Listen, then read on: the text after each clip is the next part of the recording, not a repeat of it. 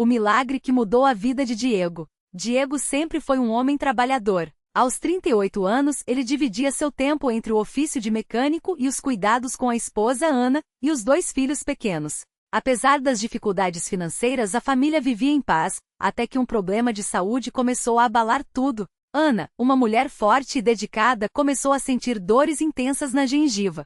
No início, achou que era apenas uma inflamação passageira, mas com o tempo, a situação piorou. As gengivas sangravam sem parar, descamavam e deixavam feridas abertas que impediam até mesmo que ela se alimentasse direito. Os médicos diagnosticaram gengivite descamativa, uma doença rara e dolorosa, que em casos graves, pode levar à perda dos dentes e até complicações mais sérias. Os remédios aliviavam por pouco tempo, e as consultas com especialistas só traziam mais desânimo. Não há cura definitiva, disseram. Você terá que conviver com isso pelo resto da vida. Diego viu a esposa definhar. Ana, que antes sorria tanto, agora mal conseguia abrir a boca. As noites eram de choro, e as contas médicas consumiam o pouco que tinham. Foi então que, em um dia de desespero, uma colega de trabalho de Diego, a irmã Marta, uma mulher simples e de fala mansa, lhe falou da congregação cristã no Brasil. Diego, eu sei que vocês estão passando por um momento difícil, disse Marta, enquanto ele consertava o carro dela. Mas eu conheço um lugar onde Deus ouve as orações.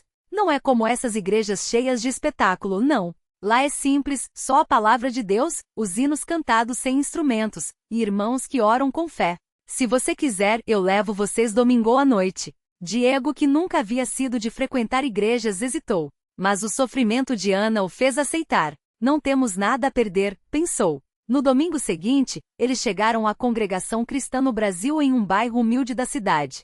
A construção era simples, sem luxo, apenas bancos de madeira enfileirados e um pequeno púlpito. Os irmãos e irmãs, todos vestidos com modéstia, os receberam com sorrisos sinceros. Não houve apertos de mão forçados nem palavras vazias, apenas um acolhimento tranquilo, como se fossem parte da família. O culto começou com hinos cantados à capela, vozes unidas em harmonia, sem instrumentos, apenas corações louvando. Diego sentiu uma paz que não entendia. O ancião, um homem de cabelos grisalhos e voz serena, dirigiu a reunião com simplicidade, lendo passagens da Bíblia e falando sobre a fé que move montanhas. Quando chegou o momento dos testemunhos, irmãos se levantaram e contaram como Deus os havia livrado de enfermidades, dívidas e até da morte. Não eram histórias exageradas, mas relatos sinceros, cheios de gratidão. Diego sentiu algo mexer dentro dele. Depois veio o momento das orações. Os irmãos se ajoelharam, e o ancião orou com uma fé que Diego nunca havia visto. Não eram palavras bonitas, mas um clamor do coração. Quando terminou, ele olhou para os presentes e disse: se alguém aqui precisa de uma oração especial, que se levante. Diego sentiu a mão de Ana tremer na sua. Ela não conseguia falar, mas os olhos suplicavam. Ele se levantou com a voz embargada. Meu nome é Diego, e minha esposa está doente. Os médicos disseram que não tem jeito. Mas eu acredito que Deus pode fazer algo. Não houve alarde. Os irmãos simplesmente se aproximaram, impuseram as mãos sobre Ana e oraram. Alguns choravam. Outros repetiam: Senhor, tem misericórdia. Diego sentiu uma força estranha, como se algo maior do que eles estivesse ali. Na semana seguinte, Ana acordou e pela primeira vez em meses não sentiu dor. Lavou o rosto e, ao escovar os dentes, notou que as gengivas não sangravam. Assustada, chamou Diego. Diego, vem aqui. Olha. Ele não acreditou no que via. As feridas estavam secando, a descamação havia parado. Em uma semana, os sintomas que a atormentavam há meses estavam desaparecendo. Eles voltaram à igreja no domingo seguinte, e Ana, emocionada, deu seu testemunho em pé diante de todos. Irmãos, eu vim aqui doente, sem esperança. Mas Deus me ouviu. Não foi remédio, não foi médico, foi a fé, foi a oração de vocês. Os irmãos glorificaram a Deus. O ancião, com lágrimas nos olhos, lembrou-lhes: assim é o nosso Deus. Ele não precisa de grandes coisas, só de um coração sincero. O tempo passou, e Ana ficou completamente curada. Os médicos, surpresos, não encontraram mais vestígios da doença. Diego e sua família se batizaram nas águas, selando sua entrega a Cristo. Agora, toda semana, eles estão na igreja, cantando os hinos, participando da Santa Ceia, e aprendendo mais sobre a simplicidade e o poder da fé. Diego muitas vezes olha para trás e pensa em como tudo mudou. Não foi por acaso que Marta o convidou. Não foi coincidência que naqueles bancos simples ele encontrou a resposta. A gente acha que precisa de milagres grandiosos, diz ele aos novos irmãos que chegam desanimados. Mas às vezes o milagre está no lugar mais simples, onde o nome de Jesus é invocado com fé. E assim, entre hinos sem instrumentos, orações fervorosas e irmãos que se amam sem interesse, Diego aprendeu a maior lição: Deus não olha para a aparência, mas para o coração. E quando o coração está quebrantado diante dele, não há doença, nem dor, nem desespero que não possa ser transformado. Um dia, enquanto Diego ajudava a arrumar as cadeiras depois do culto, um homem entrou na igreja com o rosto marcado pela preocupação. Era Carlos, um pai de família que trabalhava como motorista de ônibus e mal conseguia sustentar a esposa e os 2 filhos. As contas estavam atrasadas, o carro da empresa ameaçava ser tomado, e a pressão no peito já não deixava nem dormir direito. Irmão, eu não aguento mais, confessou ele, segurando a mão de Diego como se fosse um salva-vidas. Já tentei de tudo, mas parece que não tem saída. Diego não teve dúvidas. Lembrou de quando ele mesmo entrou ali, cheio de dúvidas e medos, e como a fé simples daqueles irmãos tinha mudado tudo. Vamos orar, disse ele, levando Carlos até o altar. Não houve palavras bonitas, nem promessas vazias. Só um grupo de irmãos de mãos dadas, repetindo com fé: Senhor, o Senhor é o nosso pastor, nada nos faltará. E Carlos, entre lágrimas, entregou tudo aquilo que o sufocava. Naquela mesma semana, algo inesperado aconteceu. Um passageiro que Carlos havia ajudado meses antes, quando o homem esqueceu a bolsa no ônibus, apareceu na garagem onde ele trabalhava. Era um empresário que, ao saber da situação, não só quitou as dívidas do carro, como ofereceu um emprego melhor para ele na própria transportadora. Eu não entendo como isso aconteceu. Carlos contava emocionado no culto seguinte, segurando o contra-cheque que parecia um milagre. Mas sei que foi Deus ouvindo a oração daqueles que creram por mim. E assim, mais uma vida era transformada naquele lugar simples, onde o que importava não era o tamanho do templo, mas a fé daqueles que ali buscavam a Deus. Marta, que tinha sido o instrumento para trazer Diego, agora via o ciclo se repetir. Ela mesma, que antes mal conseguia sair de casa por causa das dores nas juntas, agora ajudava na cozinha da igreja, preparando café para os visitantes e contando como Jesus a havia curado depois de uma campanha de oração. Eu achava que minha vida tinha acabado, ela dizia, enquanto servia um prato de bolinho para uma senhora que chegará pela primeira vez. Mas Deus mostrou que onde há fé sempre há um recomeço. E a igreja continuava cheia, não de gente perfeita, mas de pessoas que, como Diego, Carlos e Marta, haviam descoberto que o milagre não está na ausência de problemas, mas na presença de Deus no meio deles. Ali, entre paredes sem luxo e corações abertos, o impossível se tornava possível, não por mérito deles, mas pela graça daquele que nunca desiste de ninguém. Naquela mesma semana chegou à Universal um homem chamado Antônio, arrastando os pés como se carregasse o peso do mundo nas costas. Ele tinha 52 anos, mas parecia 10 a mais.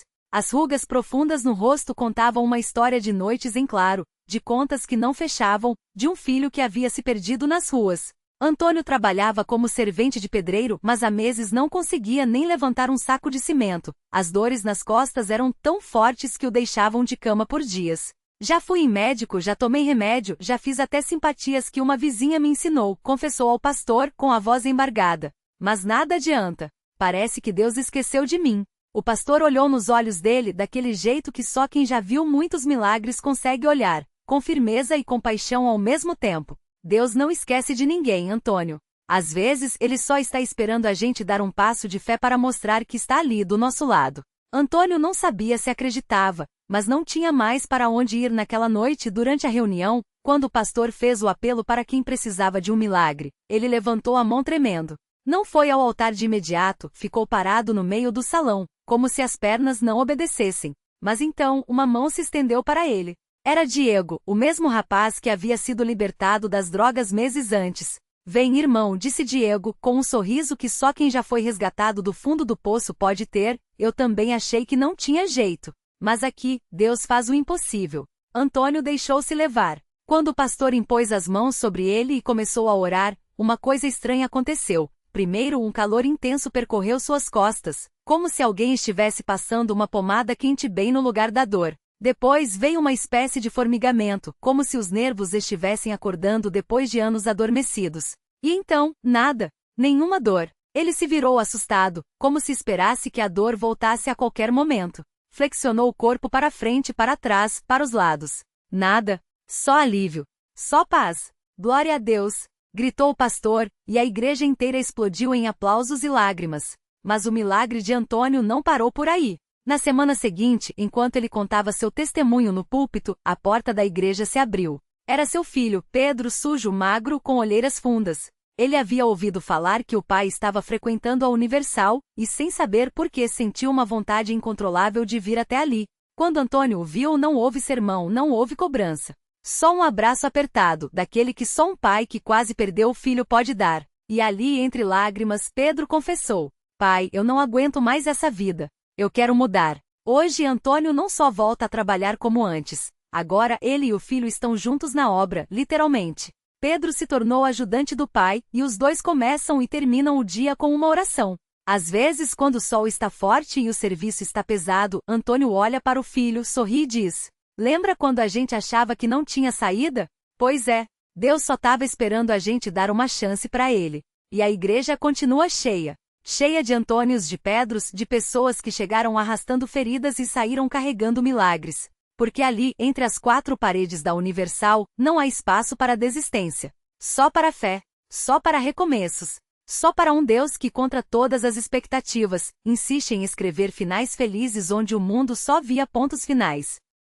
E foi assim que a vida de Antônio e Pedro virou um testemunho vivo dentro da Universal. Todo domingo eles estavam lá, não mais como homens quebrados, mas como guerreiros que tinham uma história para contar. Antônio, que antes escondia o rosto de vergonha, agora subia ao púlpito com a cabeça erguida, o filho ao seu lado, e compartilhava cada detalhe daqueles dias escuros, e do milagre que os tirou da lama. Eu cheguei na igreja achando que Deus só ouvia os outros, ele dizia, a voz embargada, mas firme. Mas ele ouviu até o meu silêncio. Ouviu quando eu não tinha mais palavras, só lágrimas. E hoje? Hoje eu tenho motivo para agradecer. As pessoas na plateia choravam. Não eram lágrimas de pena, não.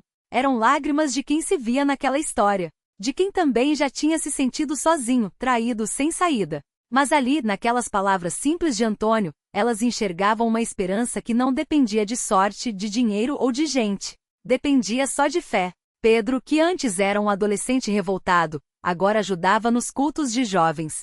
Ele não falava muito, ainda tinha aquela timidez de quem aprendeu a desconfiar do mundo, mas quando falava, era para dizer coisas que faziam os outros jovens prestarem atenção. Meu pai me ensinou que desistir é fácil. O difícil é confiar quando tudo tá desabando. Mas se Deus mudou a nossa vida, Ele muda a de vocês também. E as mudanças não pararam por aí. A obra que Antônio e Pedro faziam juntos começou a prosperar. Não do dia para a noite, não. Foi suor, foi oração, foi acordar cedo e dormir tarde. Mas as portas foram se abrindo. Um cliente indicava outro, o serviço melhorou, e o que era para ser só um jeito de sobreviver virou um negócio que sustentava a família com dignidade. A esposa de Antônio, que tinha ficado tão abalada com a traição e as dívidas, voltou a sorrir. Ela até começou a fazer bolos para vender na igreja aos domingos, e as irmãs adoravam. Antes eu rezava para Deus me tirar dessa vida, ela confessava às amigas. Hoje eu peço para Ele me usar para abençoar os outros. Porque se Ele fez por nós, pode fazer por qualquer um. E era verdade. A cada semana, alguém novo chegava na Universal arrastando um problema que parecia sem solução, um casamento desfeito, uma doença sem cura, um vício que destruía a família. E lá estavam Antônio e Pedro, não como pastores, mas como provas vivas de que Deus não desiste de ninguém. Um dia, um homem chamado Carlos entrou na igreja com o olhar perdido. Ele tinha acabado de perder o emprego, a mulher tinha ido embora com as crianças, e ele não via mais razão para viver. Foi quando viu Antônio de pé perto da entrada, com aquele sorriso que só quem já esteve no fundo do poço conhece. Você tá igual eu tava há alguns anos, Antônio disse, colocando a mão no ombro dele. Mas eu te digo uma coisa, se você der uma chance para Deus, Ele vai te surpreender. Carlos não acreditou de primeira. Quem acreditaria? Mas algo naqueles olhos, naquela paz que Antônio transmitia, fez com que ele ficasse. E hoje? Hoje Carlos é mais um daqueles que voltam para contar como Deus virou o jogo. Porque é assim na Universal. Não é só um lugar onde as pessoas vão para pedir, é um lugar onde elas aprendem a crer, onde os impossíveis se tornam possíveis, onde as cicatrizes virarem testemunhos, e onde cada história de dor se transforma em um capítulo de uma vitória maior. Antônio e Pedro sabem disso. Eles vivem isso. E toda vez que entram na igreja, eles não veem só paredes e bancos. Eles veem um exército de pessoas que, como eles, descobriram que Deus não só ouve como age. que ele não só promete como cumpre, e que no meio da batalha, quando tudo parece perdido, é só uma questão de tempo até o milagre chegar. Por que finais felizes? Isso Deus faz todos os dias. Basta dar a ele a chance. E foi exatamente assim com a Maria Clara, uma mãe que chegou à Universal arrasada, com o coração partido e as mãos vazias. Ela tinha perdido tudo: o emprego, a casa e o pior de todos os pecados, a custódia do filho de 6 anos. O juiz tinha decidido que sem condições financeiras ela não poderia ficar com o menino. Você não tem como sustentar ele, disseram-lhe com frio. E assim, em um dia cinzento, o pequeno Miguel foi levado pelos avós paternos, enquanto Maria Clara se viu sozinha, chorando no corredor do fórum, sentindo que o mundo tinha desabado. Mas ela não desistiu. Uma amiga que já tinha visto milagres na Universal, a levou até a igreja. Lá eles oram com fé, Maria. Lá Deus responde, disse ela, segurando a mão trêmula da amiga. E foi assim que em uma noite de quarta-feira, Maria Clara entrou pela primeira vez na Universal. Não sabia orar direito, não conhecia a Bíblia, mas tinha uma coisa, uma fé pequena, mas sincera como um grão de mostarda que, segundo o pastor, era tudo que Deus precisava para fazer o impossível. As semanas passaram, e Maria Clara não faltou a nenhum culto. Ela chorava, clamava, jejuava. O pastor orava por ela, impunha as mãos, e falava com uma convicção que acendia esperança. Deus vai devolver o que é seu, irmã. O inimigo roubou, mas Jesus restaura. Ela acreditou. E enquanto o mundo dizia que era tarde demais, que os papéis já estavam assinados, que a justiça não voltaria atrás, Maria Clara se agarrou numa promessa. Tudo é possível ao que crê. Até que num domingo de manhã, enquanto ela estava no culto, o telefone tocou. Era a advogada, ligando desorientada. Maria Clara, você não vai acreditar. Os avós do Miguel desistiram da custódia. Eles disseram que não conseguem mais cuidar dele e querem que você o leve de volta. Ela quase deixou o celular cair. Como assim, doutora? A voz do outro lado da linha tremia. Eles vieram até o escritório hoje cedo, assinaram os papéis e disseram que é para você buscar o Miguel ainda hoje. Ela não conseguiu segurar as lágrimas. No meio do culto, de joelhos, ela levantou as mãos e gritou, glória a Deus. A igreja inteira explodiu em aplausos, em lágrimas, em louvor. Porque ali, mais uma vez, o impossível tinha se tornado possível. Naquela mesma tarde, Maria Clara abraçou o filho com uma força que só quem já perdeu sabe ter. Miguel, confuso mas feliz, perguntou, mãe, a gente vai morar junto de novo? E ela, com os olhos brilhando, respondeu, sim, meu filho. Deus ouviu as minhas orações.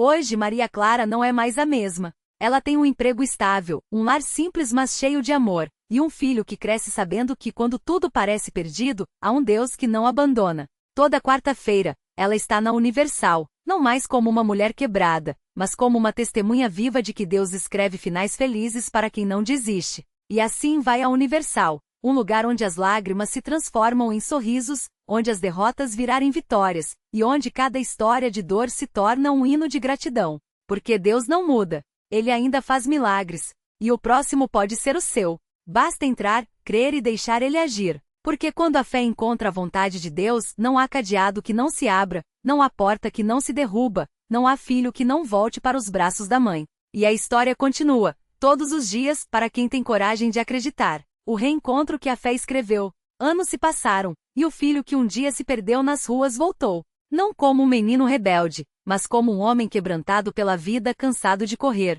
Foi numa tarde de chuva, quando a mãe já não esperava mais, que ele apareceu à porta da pequena casa. Magro, os olhos fundos, mas com um brilho de arrependimento. Mãe, eu voltei, disse, e as palavras foram suficientes para que ela caísse de joelhos, não de dor, mas de gratidão.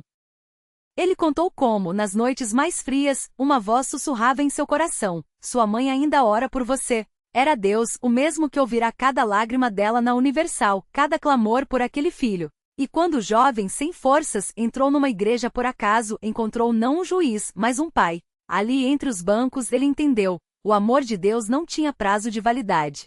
Hoje eles servem juntos no altar. Ela com as mãos que já tremiam de desesperança, agora seguranças nas de outras mães que choram. Ele com a voz que já amaldiçoava a vida, agora canta hinos de restauração. Deus não só devolveu meu filho, ela diz, ele me devolveu a mim mesma. A lição que fica. A fé não é a certeza de que tudo sairá como queremos, mas a confiança de que Deus fará o que for melhor, mesmo que demore, mesmo que doa. Às vezes, o milagre não é mudar as circunstâncias, mas nos transformar nelas. A mãe aprendeu que orar não era repetir palavras, era entregar o filho nas mãos de quem o amava mais do que ela. E o filho descobriu que, por mais longe que fosse, nunca esteve fora do alcance da graça. O convite que permanece. Hoje, aquela cadeira vazia na Universal não existe mais, mas outras ainda esperam. Talvez a sua história não seja de um filho perdido, mas de um sonho adiado, de uma saúde abalada, de um coração partido.